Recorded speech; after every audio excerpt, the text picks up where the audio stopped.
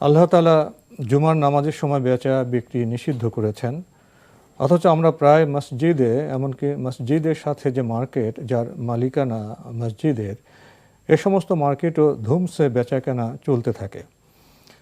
কোথাও কোথাও দেখেছি খুতবা চলছে, ইকামত হয়ে যাচ্ছে, তারপরেও দোকানের শাটার বন্ধ হয় না, বেচা কেনা চলতেই থাকে। এ ব্যাপারে মসজিদের ইমাম সাহেব কিংবা মসজিদ কমিটিকেও কিছু বলতে দেখি না। জুমার ফাজিলাত ও জুমার নামাজের সময় বেচা বিক্রি যে নিষিদ্ধ, এ ব্যাপারে কোরআন হাদিস মতে আপনাদের বক্তব্য জানতে চাই। ধন্যবাদ আপনাকে। আসলে গুরুত্বপূর্ণ একটি প্রশ্ন করেছেন।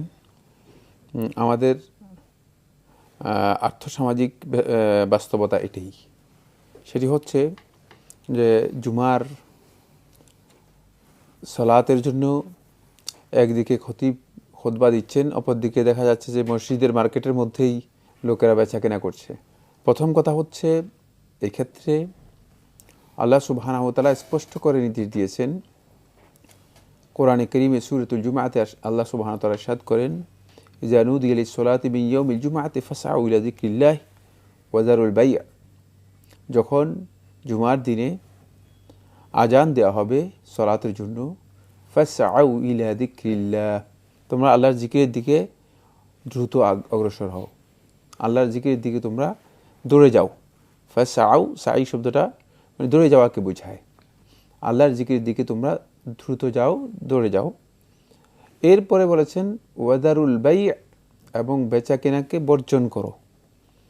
এই আয়াতের তাফসীরের মধ্যে সমস্ত ওলামায়ে কেরাম, সমস্ত আহলুত তাফসীর একথা উল্লেখ করেছেন যে আজানের পরে, মানে জুমার যে আজান রয়েছে, এই আজানের পরে জুমার সলাত শেষ হওয়া পর্যন্ত বেচাকেনা করা হারাম, বেচাকেনা করা হারাম।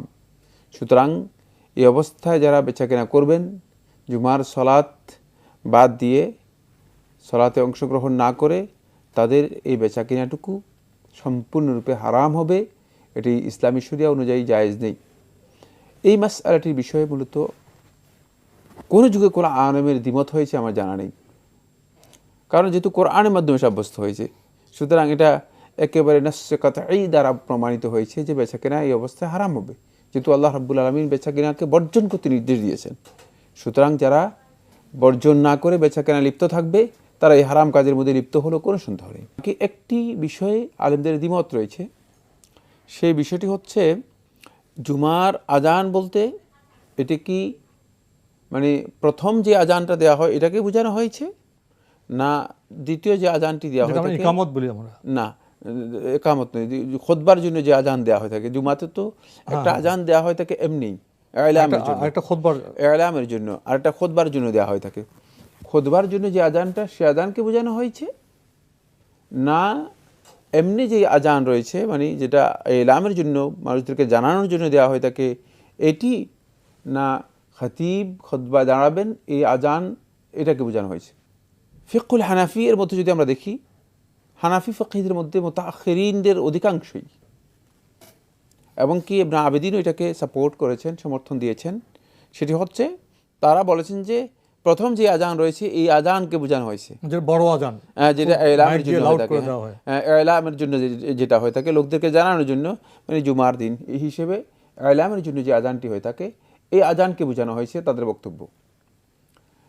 কিন্তু মুতাকাদ্দিমিন ফকিহগণ, হানাফি মাযহাবের মুতাকাদ্দিমিন ফকিহদের মধ্যে অনেকেই, এবং হানাফি মাযহাবের মানে মাওয়ারাউন নাহার আলেমদের মধ্য থেকে অধিকাংশ ওলামায়ে কেরাম, আর শাফিঈ, মালিকি এবং হাম্বলি মাযহাবের অধিকাংশ ওলামায়ে কেরামের বক্তব্য হচ্ছে সেটি হলো যে এখানে আজান বলতে মানে যেটি খুতবা এর আজান, যে আজানটা দেওয়া হয়ে থাকে এটাকে বোঝানো হয়েছে।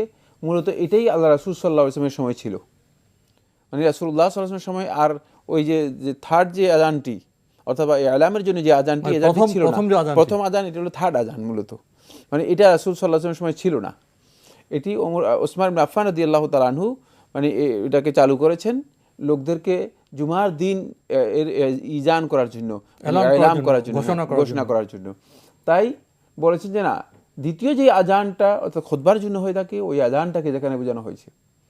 ওই আজান হওয়ার পরে যেই কোনো ধরনের বেচা কেনা করা এটি হারাম সলাৎ শেষ হওয়া পর্যন্ত, সলাৎ শেষ হওয়া পর্যন্ত। সুতরাং এই ক্ষেত্রে যেহেতু এই মাসআলার মধ্যে আলেমদের দ্বিমত নেই, সেহেতু মসজিদের মার্কেট নয়, ইমানদার ব্যক্তিদের সকল বেচাকেনাই এখানে হারাম হবে। তাই ইমানদার ব্যক্তি যারা মুসলিম, যারা ইসলামকে নিজেদের জীবন ব্যবস্থা হিসেবে, দিন হিসেবে গ্রহণ করেছেন, তারা অবশ্যই আজান শোনার পর অবশ্যই বেচাকেনাকে বর্জন করবে, তার দোকান বন্ধ করে দেবে এবং সলাতে অংশগ্রহণ করবে। এক্ষেত্রে তাদের জন্য বিধানই হচ্ছে এটি। তাই যে সমস্ত বন্ধুগণ, সেটা মসজিদের মার্কেট হোক অথবা অন্য কোনো মার্কেট হোক, মানে আজানের পরে বেচাকেনা করছেন, তাদের এই বেচাকেনাটুকু হারাম, তাদের এই ব্যবসা হারাম, তারা গুনাহগার হচ্ছেন এবং এর জন্য ক্ষতিগ্রস্ত হচ্ছেন। সুতরাং আজানের পরে এমন কোনো কাজ করা জায়েজ নেই। এখান থেকে ওলামায়ে কেরাম বলেছেন শুধু বেচাকেনা নয়, ওয়াজারুল বাইয়ের মধ্যে মানে সকল প্রকার ওই সমস্ত লেনদেন অন্তর্ভুক্ত হবে যে লেনদেন জুমা থেকে তাদেরকে বিরত রাখে, মানে জুমার সালাতে অংশগ্রহণ থেকে তাদেরকে বিরত রাখে।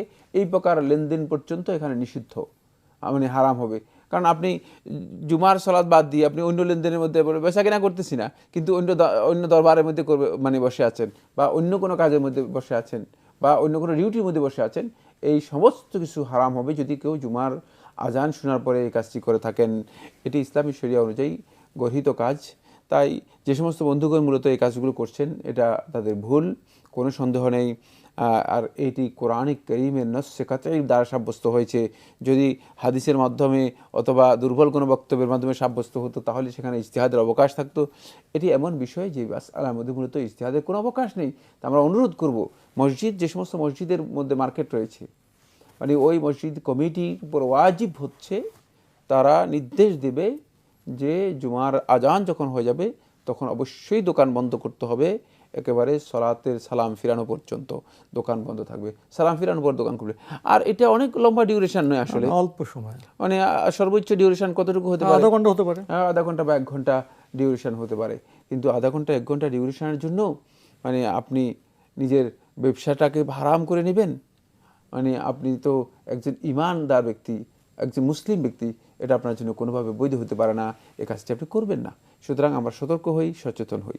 তো ভুল কাজের ব্যাপারে যেমন সংশোধনের কাজ করবেন, দৃষ্টি আকর্ষণের কাজ করবেন মসজিদ কমিটি এবং ইমাম সাহেব তো করতে পারেন। হ্যাঁ, প্রত্যেকটা মসজিদে ইমাম সাহেবগণ, খতিবগণ এই কথা বলে দিতে পারেন যে আপনারা যে কাজগুলো করতেছেন, সুতরাং এগুলোর মধ্যে ইসলামী শরিয়ার নির্দেশনা মানে বের করে নিতে হবে। এটা তো খুতবার একটা বিষয় হতে পারে, খুতবার বিষয়বস্তু হতে পারে যে ইসলামী শরিয়ার নির্দেশনা রয়েছে, মানে আমরা কি আসলে ইসলামী শরিয়ার নির্দেশনা অনুসরণ করছি কিনা, এই বিষয়গুলো ইমাম সাহেব গণ স্পষ্ট করতে পারেন।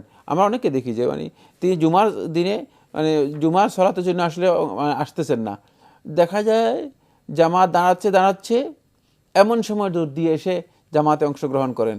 এটাও কিন্তু ভুল একটি মানে পদ্ধতি বা ভুল বিষয়।